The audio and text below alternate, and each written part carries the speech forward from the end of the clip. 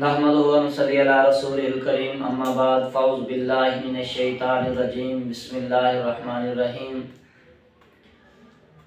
आज के 4 सवाल हैं जिनका जवाब आप हजरात को देना है।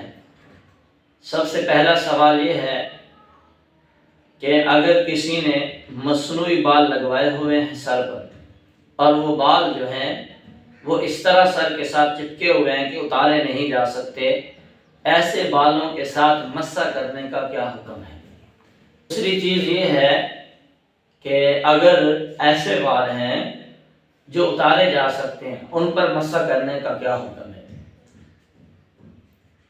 तो गिरामी कदर, सबसे पहले जो मसनूई बालों का हुक्म है, अगर वो ऐसे बाल हैं कि वो इंसान के सर से जुदा नहीं हो सकते तो उनके ऊपर से मस्सा कर लिया जाए तो मस्सा हो जाएगा, उससे मस्सा करना जायज़ है।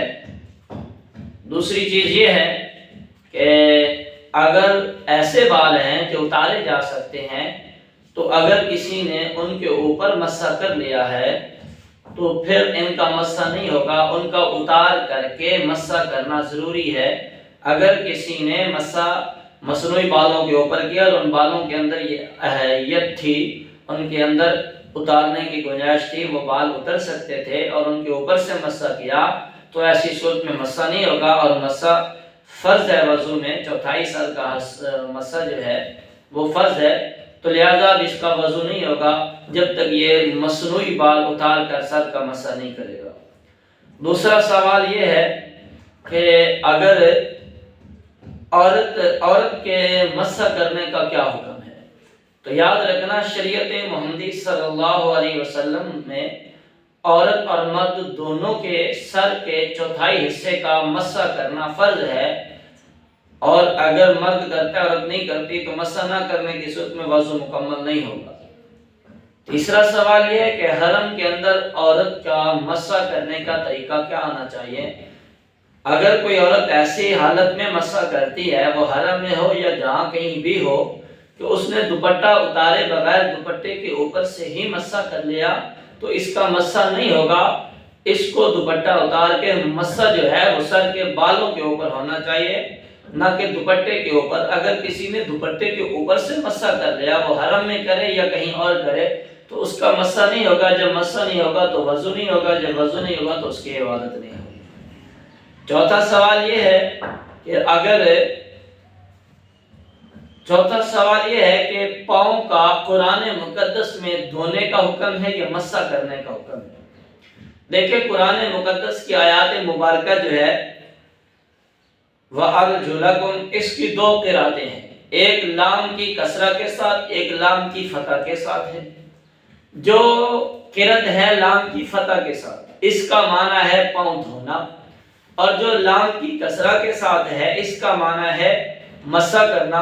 तो इस आयात मुबारका की 2 किरतें हैं, तो इसी तरह इंसान की भी 2 हालतें होती हैं। एक हालत होती है मौजे के साथ, एक हालत है बगैर मौजे के। अगर किसी ने वज़ू किया, मौजे डाले हुए थे तो मस्सा कर ले, फिर उस पर लाम की कसरा पर, जो किरत लाम की कसरा के साथ है, इस पर अमल किया जाएगा। और अगर मौजे नहीं डाले हुए तो फिर उसका हुक्म यह है कि वो लाम की फतह वाले किरत पर अमल करे, यानी पाँव धो ले, तो फिर इसका वज़ू होगा। दूसरा, हज़रत अब्दुल्लाह इब्न अब्बास रज़ी अल्लाह तआला अन्हु की एक हदीस है, वो फरमाते हैं कि हम एक दफ़ा सफ़र से वापस आ रहे थे तो रास्ते में असर का वक्त हो गया, लोगों ने जल्दी से वज़ू किया, इनकी एड़ियाँ खुश्क रह गई, तो आपने फरमाया हलाकत है एड़ियों के लिए आग से। यानी इतनी सख्त वईद फरमाई कि जिन सहाबा ने, जिन लोगों ने एड़ियां धोई तो उनकी जल्दी वज़ू करने की वजह से एड़ियां खुश्क रह गई, तो आप सल्लल्लाहु अलैहि वसल्लम ने फरमाया कि जिन लोगों की एड़ियां रह गई उनके लिए आग है, हलाकत है। ये एक बहुत बड़ी सख्त वईद है। इसलिए अगर मौजे डाले हुए होंगे तो फिर इसी आयत की किरत कसरा के साथ अमल किया जाएगा, यानी मस्सा किया जाएगा। अगर मौजे नहीं डाले हुए, पाँव नंगे हैं, तो फिर इस किरत फतह वाली पर अमल करके पाँव को अच्छी तरह धोया जाएगा, क्योंकि पाँव को धोना भी फर्ज है। تو جب فرض ادا نہیں ہوگا تو پھر وضو نہیں ہوگا. تو اس لیے وضو کے اندر یہ دونوں کرتے ہیں, موضوع کے ساتھ پاؤں کا مسح ہے اور موضوع کے بغیر پاؤں کو دھونے کا حکم ہے. امید ہے اللہ تبارک و تعالی ہمیں دین کو صحیح طرح سمجھنے کی توفیق عطا فرمائے. وما علینا الا البلاغ.